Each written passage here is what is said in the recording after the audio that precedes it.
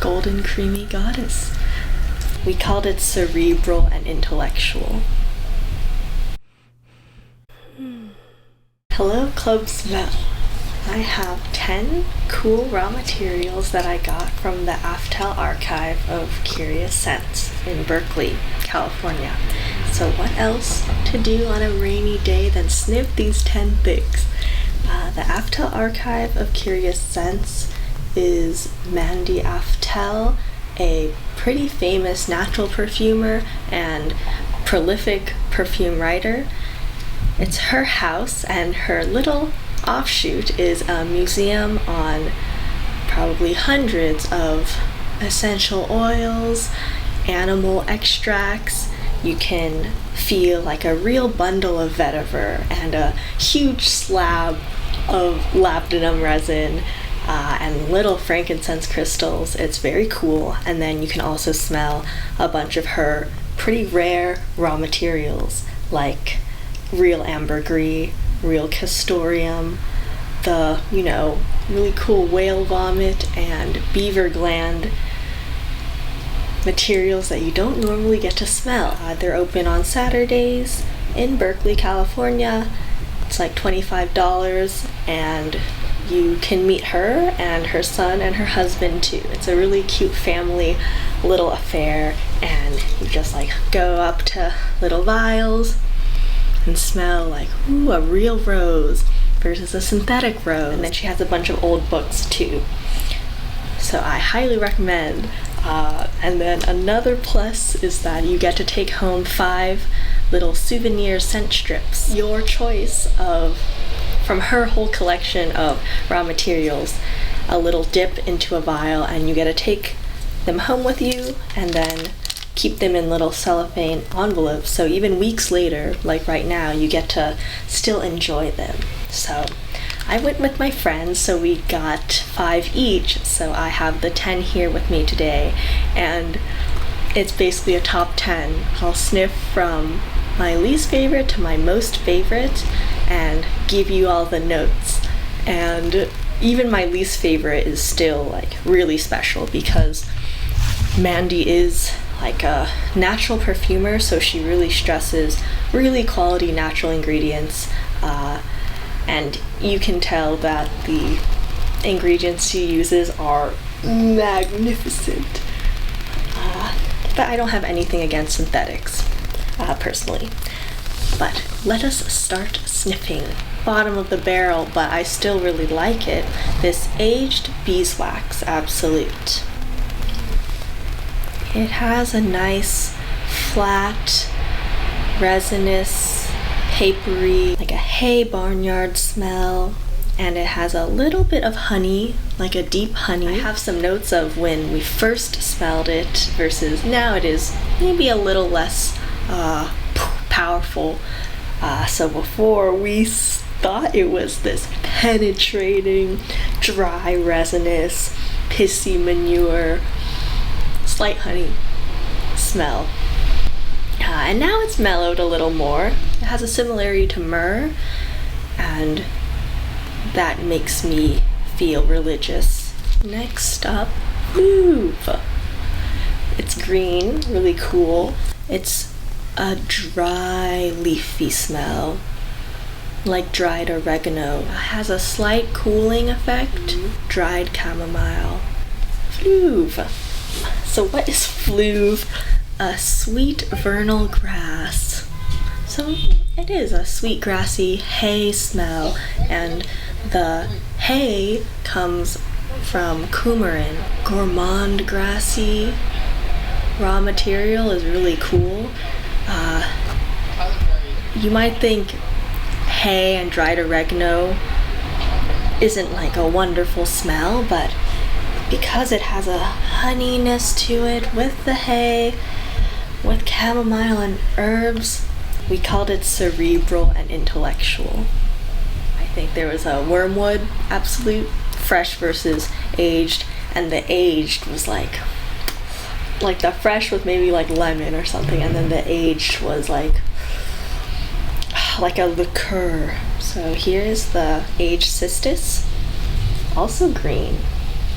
Costus is related to labdanum, so the labdanum smell is here, that sweet cola, but I mainly get a ripe jackfruit smell. Very ripe. Not only is it sweet, it has some of the esteriness that makes you know it's ripe. We have Tiare gardenia, also called Tahitian gardenia. It's a really beautiful white flower. Super naphthalene. It's super numbing, minty, aggressive to your nose. It's in mothballs. Mothball smell. But this is more than that, of course.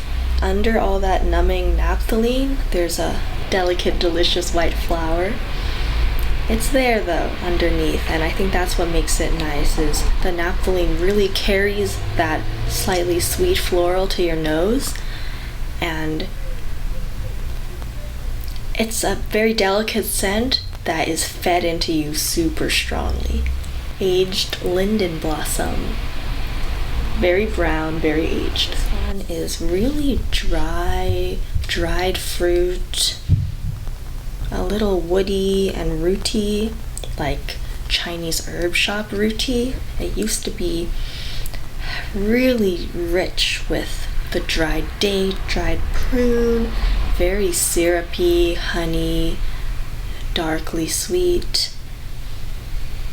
And then now that syrupiness has cooled down and I'm getting more of that herb shop and dried chamomile. This one was really interesting when I smelled it fresh because it had both the syrupy, deep fruity smell, deep pruny smell, and also a little bit of a savoriness from the Chinese herb root shop.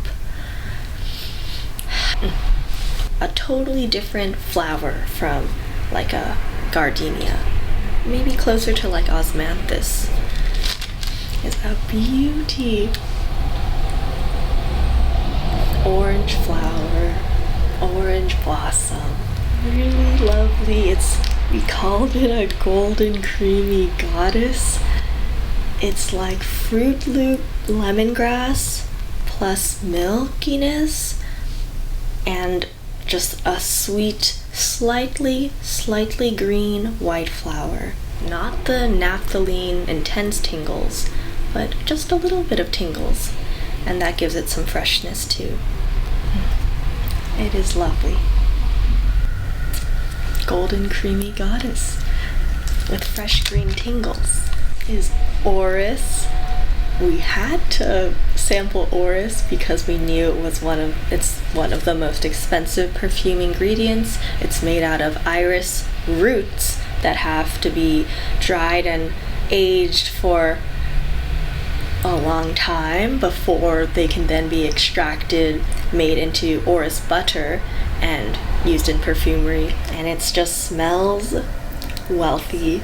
The texture of it is like smooth, pearly, emanating light. It's really smooth and silky, powdery, rooty, and violety. And if you don't know what violets smell like, they're kind of like raspberry candy. And you can smell the Diptyque Iris candle if you need your own Orris reference. The texture is just unlike anything else. It's so smooth and really think of emanating light, emanating soft light. We call it the smell of wealth and sophistication. There are so many good iris perfumes out there, like Papillon Perfumeries, Angelique. That's a really nice, slightly sweet, rooty iris. And then Chanel La Pausa. It's a really nice, peppery, puffy iris, like slight black pepper tingles, the aldehyde tingles, and then the texture of the Orris, super silky but then also puffy, special and classic. This one is Costus. And we had never heard of Costus before, so we were like, okay, let's try the Costus. And it is crazy. It smells like musty barnyard, and specifically, I think, goat cheese.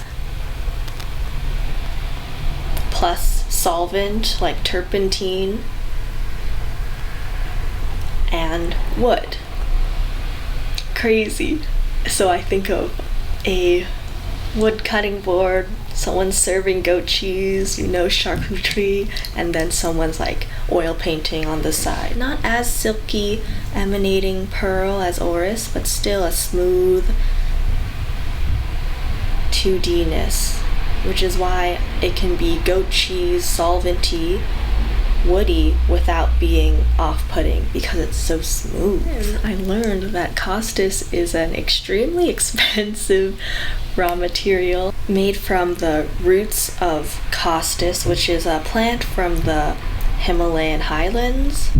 Sausuria lapa plant. Jean-Paul Gaultier Lamal has Costus in the base. Costus is really expensive because it is a protected species of plant. I'm blessed to have been able to smell this, and the odor descriptors don't do it justice. Hairy, wet dog, green, unripe melon, woody. Those all seem like they'd be terrible, but this is really, really funky, but really beautiful. And I think it's in the texture of it. It's delivering something that is perhaps off-putting, funky mustiness and solventiness, but in a way that's so smooth and delicate. Kind of like the opposite of the gardenia. That one was a very pleasant white floral, but delivered in like a hammering your nostrils way. So then who tied for number one? Seville lavender and poplar buds tied for number one. I'll start with the poplar buds first. So first I got this pineapple-y ripe fruit, like super ripe pineapple, estery ripe fruit, but it also has a deep honey, animalic, castoreum, dark cola, animalic, rubbery leather, effervescent, both in the dark cola way, but then also in the estery fruit way. And then also animalic, both like ambergris and castoreum. And I got to smell ambergris also at the Aftel Archive, and it is not like what you'd expect whale vomit to smell like. For some reason I thought ambergris smelled like mineral or salty, but actually it smelled very pleasant, like a fizzy soda. It's crossing so many spectrums, this triangle of ripe fruit, fizzy soda, castoreum, leather cola. And they're just poplar buds. The Seville lavender,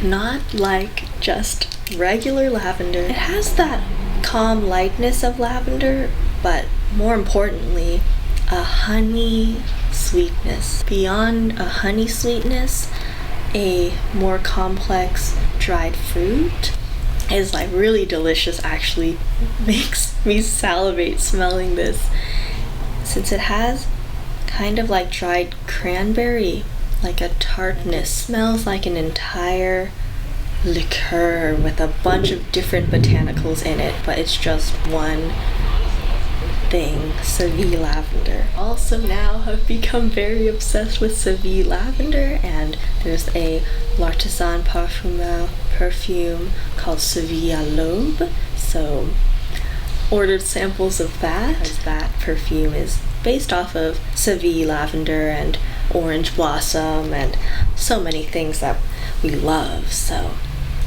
get excited for that. Magical. This one is at number one because it's magical.